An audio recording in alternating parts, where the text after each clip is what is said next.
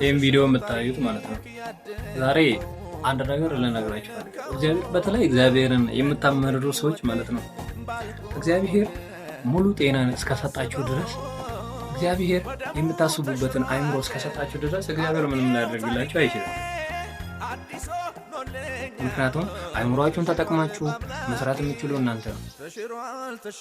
ሰነፍ መሆን የምትችሉም ደግሞ እናንተ ራሳችሁ ነው። እግዚአብሔር ሙሉ አካል እስከሰጠ ድረስ ወጥረህ ስራ። ሰርተህ ባገኘው ነገር ላይ ግን እግዚአብሔርን አመስግን። ምክንያቱም አመስጋኝ ስትሆን ሌላ በረከት ደግሞ ወደ አንተ ህይወት ይመጣል።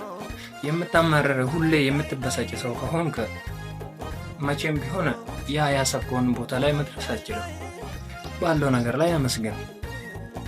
ምክንያቱም የእግዚአብሔርን ቃል ስናገር ቀድማችሁ ጽድቅን ፈልጉ ሌላ ነገር ምን ይሆንላችኋል ይጨመርላችኋል እንደሚለው ማለት ነው።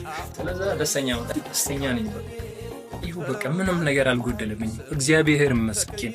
ምንም አይደለም፣ ሁሉም ነገር ኃላፊ ነው ወንድሜ።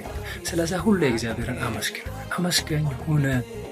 ደስ ካለ ደግሞ ይህን ቪዲዮ ያያችሁ ሁሉ የተባረካችሁበትን የእግዚአብሔር ቃል አንዳንድ ጥቅስ ጻፉልኝ።